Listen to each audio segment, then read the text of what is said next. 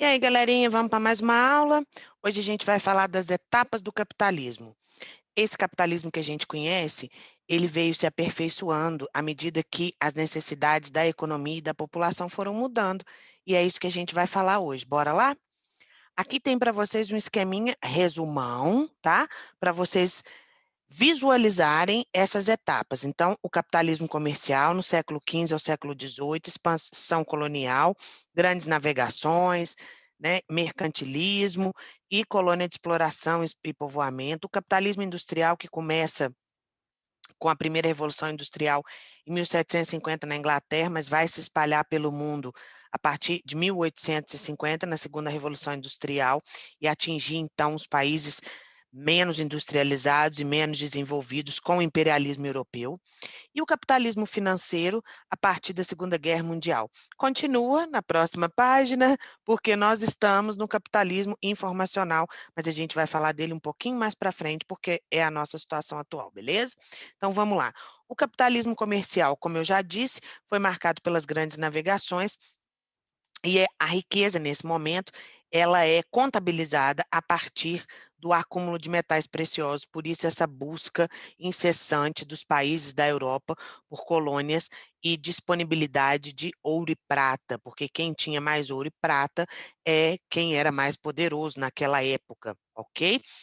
E vem junto com o capitalismo comercial a doutrina do mercantilismo. Então, o metalismo, né, a balança comercial favorável, o colonialismo, e junto com isso, a escravidão. Por quê? Porque o trabalho escravo não é pago, não é remunerado, consequentemente gera mais lucro. O capitalismo industrial, ele vem acabar com o trabalho escravo, porque não era interessante você produzir em escala industrial e não ter consumidores. Então, ele vem, teoricamente, ele ajuda com a abolição da escravidão em muitos países, mas ele também começa com uma exploração do trabalho na indústria que não era vista até então e nunca tinha se presenciado em tal intensidade. É um momento de crescimento das cidades, é um momento do surgimento das fontes de energia, da melhoria do trabalho com as matérias-primas, dos produtos primários, e a gente vai ter um grande desenvolvimento não só da Inglaterra, mas da Europa como um todo, e posteriormente dos países que vão receber essas indústrias vindas, então, dos países desenvolvidos, tá? O liberalismo econômico passa a ser a doutrina econômica do capitalismo industrial. Por quê? Porque aqui já não é o Estado Nacional absolutista, você já não tem o Estado como absoluto domínio da economia, você já tem os burgueses, você já tem os industriais, e a burguesia, né, queria lutar contra as estruturas que se opunham ao livre jogo das forças econômicas. Qual é a característica que eu quero que vocês guardem do liberalismo? Que o mercado, teoricamente, ele se regularia por ele mesmo. Então, não era como a gente conhece hoje a lei da oferta e da procura, era a lei da demanda. Produzia muito para gerar consumo. Não se conhecia muito bem essas regras de que, na verdade, é o consumidor que determina a demanda, nem as regras de propaganda. As coisas vão se aperfeiçoando, né? E esse liberalismo ele vai entrar em crise em 29. E é a crise que gera a quebra da Bolsa de Nova York, que é uma crise mundial séria, e a partir desse momento, ainda no capitalismo industrial, adota-se o keynesianismo. O keynesianismo, em poucas palavras, é uma tentativa dos Estados Unidos, principalmente, sair da crise de 29, gerando emprego com obras públicas.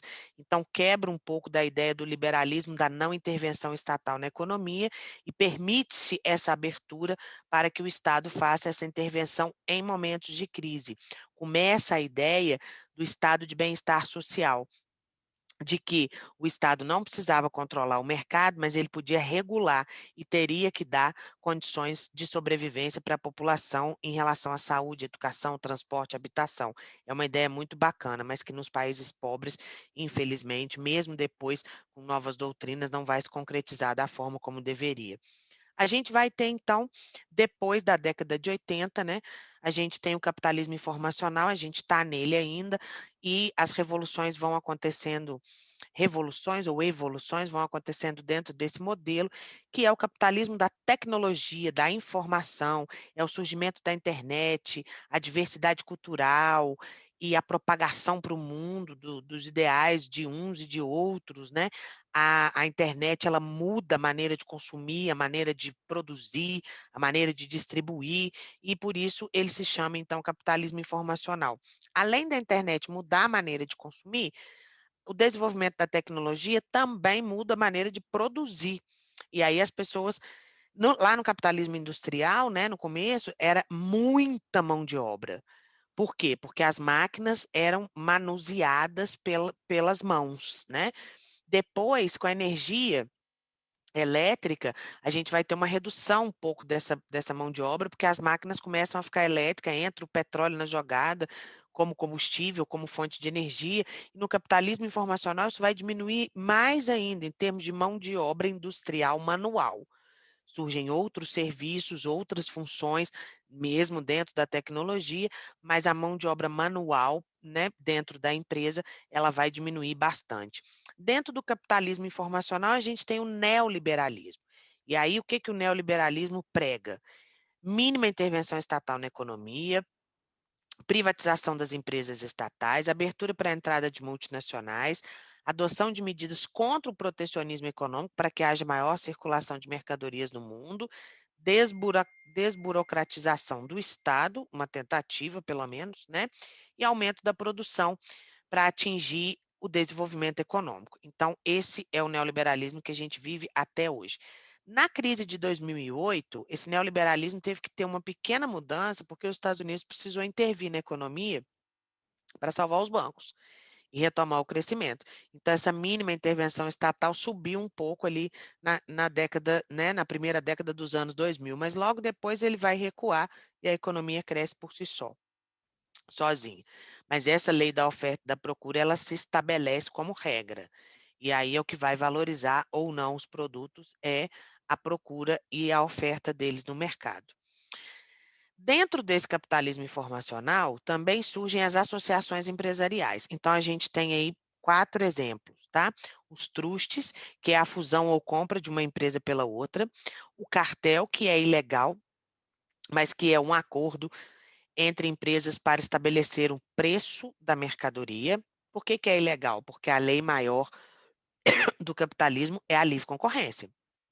Se você tabela os preços para todas as concorrentes terem o mesmo, qual que é a concorrência que está estabelecendo? Quem perde é o consumidor. Os grandes conglomerados, que são empresas que vão comprando outras e outras e outras de vários setores e vão virando imensas, né, empresas de diversos setores de um grupo só. E o holding, que é uma criação de uma empresa dentro da outra com função específica, ou a compra de ações de uma empresa que vai fazer com que essa que comprou tenha uma certa dominância acionária sobre a empresa que foi comprada, tá? Então, ou pode ser uma empresa que surge dentro da outra, com o mesmo dono, ou pode ser uma abertura da empresa para o mercado de ações, e aí um grupo compra um número grande de ações e isso acaba interferindo no próprio gerenciamento das empresas. Tá bom? Espero ter ajudado e vejo vocês na próxima aula. Um beijo!